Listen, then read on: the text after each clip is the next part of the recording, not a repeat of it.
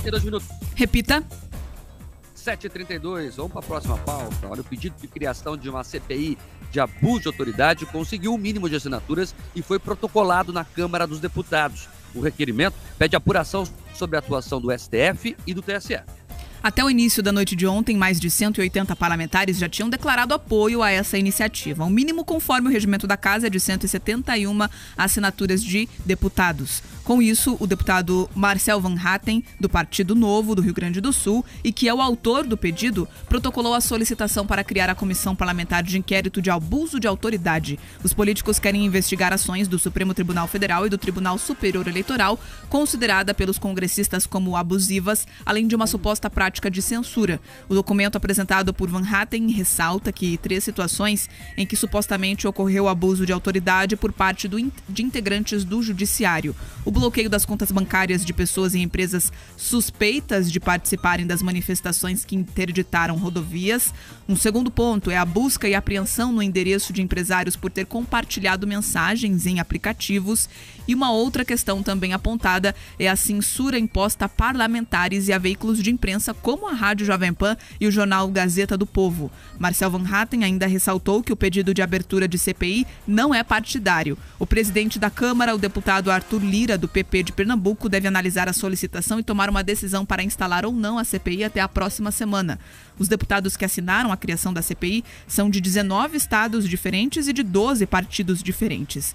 Entre as siglas com representantes que apoiam a apuração estão Republicanos, PL, PP, PSC, Podemos, União Brasil, PSD, MDB, Patriotas, Cidadania, PSDB e o Novo. Entre os parlamentares paranaenses que assinaram o pedido estão Aline Sleutes, do PROS, Cristiane Ared, do PP, Leandre, do PSD, Luísa Canziani, do PSD, Felipe Barros, do PL, Paulo Martins, do PL, Diego Garcia, do Republicanos, Sandro Alex, do PSD, Pedro Lupion, do PP, Osmar Serraglio, do PP, Vermelho, do PL, Luiz Nishimori, do PSD, Ricardo Barros, do PP, Luizão Goulart, do Solidariedade, Haroldo Martins, do Republicanos, Felipe Francischini, do União Brasil, Toninho Vandecher, do PROS e Ney Leprevô, do União Brasil.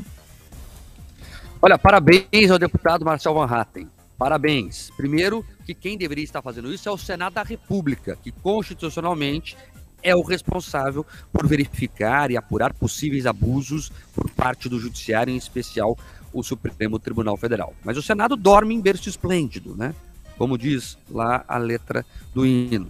Infelizmente, eu não sei o que os senadores têm mais importante do que fazer nesse momento do que não verificar possíveis abusos, que estão evidentes aí, é só querer enxergar.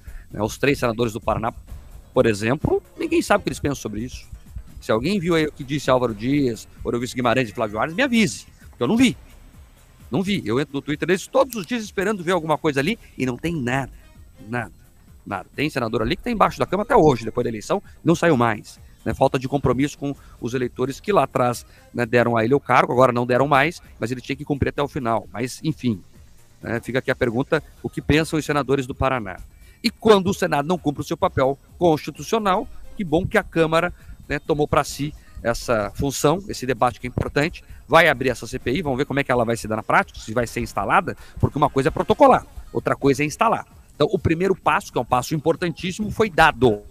Vamos ver como é que vai ser a instalação da CPI e depois, consequentemente, os seus trabalhos. É importante que se verifique tudo isso. A Bia trouxe ali a lista de pautas da CPI, tem censura, tem abuso de autoridade, né? Tem fatos estranhos que estão acontecendo com o Judiciário, e não tem como a gente aguentar mais isso. Então, nós precisamos colocar um freio nos excessos e talvez a CPI seja o primeiro passo para a gente começar a debater isso de maneira mais séria. Olha, sobre a instalação concreta dessa CPI, o que a gente espera é que, no mínimo, os mesmos pesos e medidas sejam utilizados naquele momento da CPI da Covid. Ou seja, quando se conquistou as assinaturas lá, o Judiciário se manifestou que a partir do momento que existe a coleta das assinaturas e elas são suficientes, a CPI tem que ser instaurada. Eu espero que nesse momento se siga a mesma lógica, que o Arthur Lira, nesse momento, coloque a CPI para funcionar. Porque mesmo que eu seja absolutamente cético crítico com CPIs. Tradicionalmente, elas acabam em pizza, e a gente sabe disso. Então, isso me deixa sempre receoso com concretamente o que vai acontecer. Mas, nesse caso, essa CPI ela contém, inclusive, um aspecto simbólico. E qual é, ouvintes? Você tem aqui no Brasil, e você tem na maioria das repúblicas que funcionam, a divisão dos poderes. É um modelo inspirado lá no Montesquieu, que você tem os freios e contrapesos, ou seja, um poder tem o dever de controlar o outro, eles têm que se conter mutuamente. Durante muito tempo, o Legislativo, em especial, como você alertou aqui, o Senado, estava aí, parado. Então, nesse momento, o Legislativo, a Casa dos Deputados, a Câmara dos Deputados, ela toma para si a tentativa de recuperar o protagonismo e o papel do Legislativo, dos deputados. É importante que os senadores, os paranaenses e todos os outros se inspirem nisso e tomem uma atitude, porque sistematicamente o Judiciário vem ali capturando, vem usurpando atribuições que são do Legislativo. Então, eu espero que a CPI de fato aconteça. Tá? É um direito dos parlamentares, é um direito dessa composição desses parlamentares